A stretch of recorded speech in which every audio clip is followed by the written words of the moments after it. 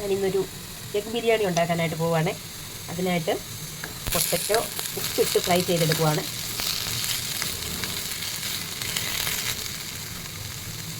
നമുക്ക് സവാള കട്ട് ചെയ്ത് വെച്ചിട്ടുണ്ട്. ഞാൻ അതിലേക്ക് നെയ്യാണ് ഒഴിച്ചേക്കുന്നത്.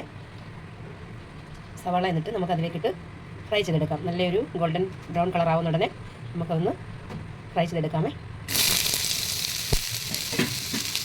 അപ്പോൾ നമ്മളുടെ സവാള നന്നായിട്ട് ഫ്രൈ ആയിക്കൊണ്ടേ ഇരിക്കുകയാണ്. നന്നായിട്ട് ഫ്രൈ ചെയ്യണം ഇത്, എന്നാലേ ഒരു ലുക്ക് ഉണ്ടാവുള്ളൂ. അടുത്ത് നമ്മൾ കുറച്ച് ക്യാരറ്റാണ് ഫ്രൈ ചെയ്തെടുക്കുന്നത്. ക്യാരറ്റ് നമുക്ക് കൂടുതൽ ഫ്രൈ ചെയ്യണ്ട, ജസ്റ്റ് ഒന്ന് വാട്ടിയെടുത്താൽ മതി കേട്ടോ.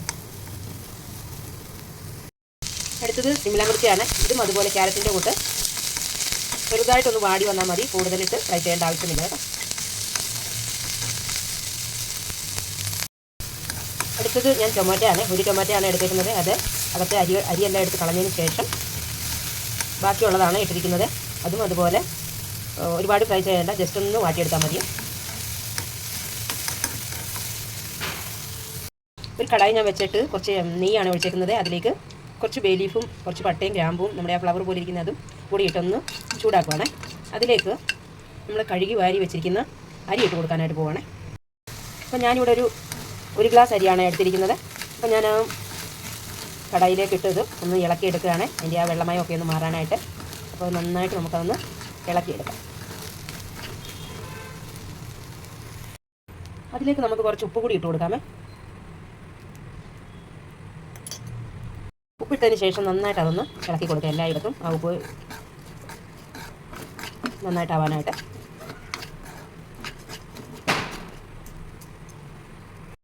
അപ്പോൾ അതിലേക്ക് ഞാൻ കുറച്ച് നമ്മുടെ ചിക്കൻ മസാല ഇട്ട് കൊടുക്കുന്നുണ്ട്.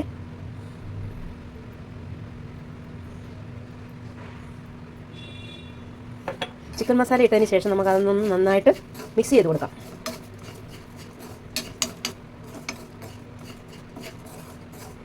അതിൻ്റെ ഒരു മണം വരുമേ ആ മസാലയുടെ. അപ്പം നമുക്കതിലേക്ക് ആവശ്യമുള്ള വെള്ളം ഒഴിച്ചു കൊടുക്കാമേ. അപ്പോൾ ശരിക്കും ആ മസാലയുടെ മണം വന്നിട്ടുണ്ട്.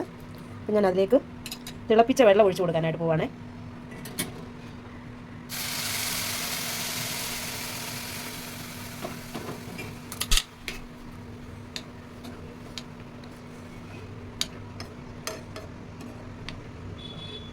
നന്നായിട്ട് മിക്സാക്കി കൊടുത്തതിന് ശേഷം നമുക്കിതൊരു അടപ്പ് വെച്ചിട്ട് അടച്ച് വേവിക്കാം.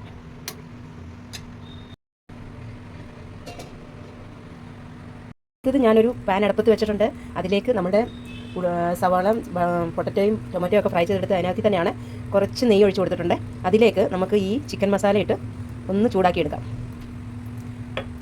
അതൊന്ന് ചൂടായി എടുക്കുമ്പോഴത്തേക്കും നമുക്ക് പുഴുങ്ങി വെച്ചിരിക്കുന്ന മുട്ട ഇട്ട് കൊടുക്കാമേ. പുഴുങ്ങി വെച്ചിരിക്കുന്ന മുട്ടയിട്ട് അതിൽ മസാലയൊക്കെ ആക്കി വരുമ്പോൾ നമുക്ക് ആ ഗ്യാസ് ഓഫ് ചെയ്യാമേ, അല്ലെങ്കിൽ അത് പൊടി കറുത്ത് പോകും. എന്നിട്ട് അതിൽ മിക്സ് ചെയ്തിട്ട് നമുക്ക് വയ്ക്കാം.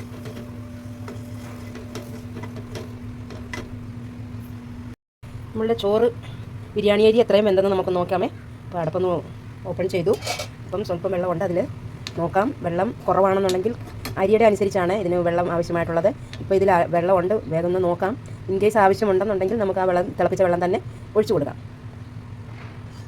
അടുത്തത് നമുക്ക് കുറച്ച് നെയ്യിട്ട് ഒഴിച്ചു കൊടുത്തതിന് ശേഷം കുറച്ച് ഉണക്കമുന്തിരി നമുക്ക് ഫ്രൈ ചെയ്തെടുക്കാമേ. കുറച്ചൊരു അര സ്പൂൺ നെയ്യ് ഒഴിച്ചു കൊടുത്താൽ മതി. ഒരുപാട് നെയ്യ് ഒഴിക്കേണ്ട ആവശ്യമില്ല, ഇതിൽ കിടന്ന് അത് ഫ്രൈ ആയിട്ട് കിട്ടുമേ.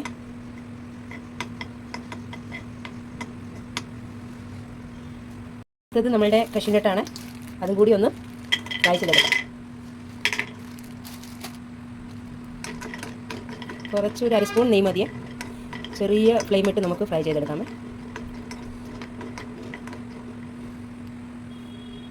ബിരിയാണി അരി അത്രയും വെന്തെന്ന് നമുക്ക് നോക്കാം. അപ്പോൾ നമ്മളുടെ ചോറായിട്ടുണ്ട്. ഇനിയുമാണ് നമുക്കിതിലേക്ക് എല്ലാം മിക്സ് ചെയ്ത് കൊടുക്കേണ്ടത്. അപ്പോൾ ചോറായിട്ടുണ്ട്, നമുക്ക് ഗ്യാസ് സ്റ്റൗ ഓഫ് ചെയ്യാമേ. അപ്പോൾ ഞാൻ ചോറ് വേറെ ഒരു പാത്രത്തിലേക്ക് ആക്കിയായിരുന്നു.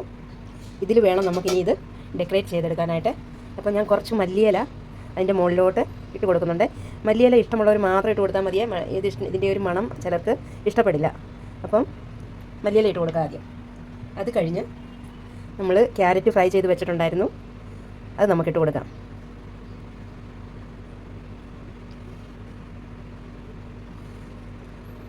ക്യാരറ്റ് ഇട്ട് കൊടുത്തതിന് ശേഷം നമ്മളുടെ സിംല മിർച്ചിയാണ്, സിംല മിർച്ചി ഫ്രൈ ചെയ്തത് ഇട്ട് കൊടുക്കുന്നുണ്ട്.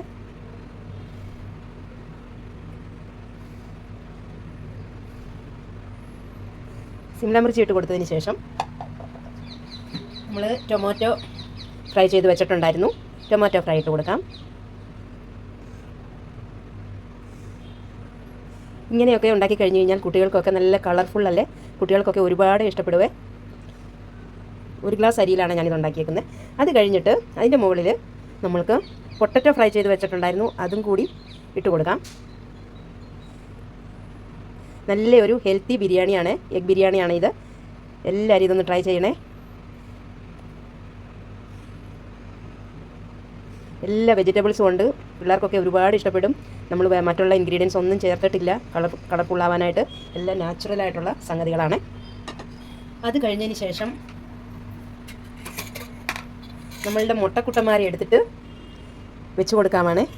ഒരാൾ ഇവിടെ ഇരിക്കട്ടെ, അത് കഴിഞ്ഞിട്ട് ഒരാൾക്ക് ഇവിടെ സ്ഥാനം കൊടുക്കാം, ഒരാൾക്ക് ഇവിടെ സ്ഥാനം കൊടുക്കാം, ഒരാൾ ഇവിടെ ഇരിക്കട്ടെ. അപ്പം നമ്മളുടെ മുട്ടക്കുട്ടന്മാരെയൊക്കെ വെച്ചിട്ടുണ്ട്. അത് കഴിഞ്ഞതിന് ശേഷമാണ് നമ്മളുടെ ഡ്രൈ ഫ്രൂട്ട്സ്, നമ്മളുടെ ഉണക്കമുന്തിരിയും കാഷ്യൂ നട്ട്സും കൂടി ഫ്രൈ ചെയ്ത് വെച്ചിരിക്കുന്നത് ഇട്ട് കൊടുക്കുന്നത്.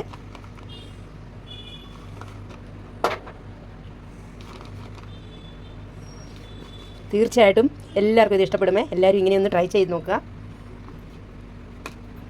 ഇപ്പോൾ ഞാൻ ഇതിൻ്റെ ടേസ്റ്റ് ഒന്ന് നോക്കുവാണേ.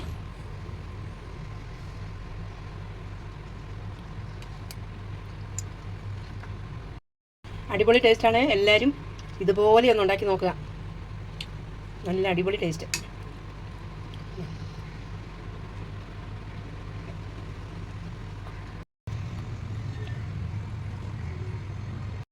അപ്പോൾ ഞാനതിൽ കുറച്ചെടുത്തിട്ട് പ്ലേറ്റിനകത്തിലേക്ക് ഇട്ടു, എന്നിട്ട് കഴിക്കാൻ പോവാണേ. നല്ല അടിപൊളി ടേസ്റ്റാണ്. നിങ്ങളെല്ലാവരും ഇങ്ങനെ ഉണ്ടാക്കി നോക്കണം. വീഡിയോ ഇഷ്ടപ്പെട്ടാൽ ലൈക്ക് ഷെയർ ചെയ്യണം. ബൈ.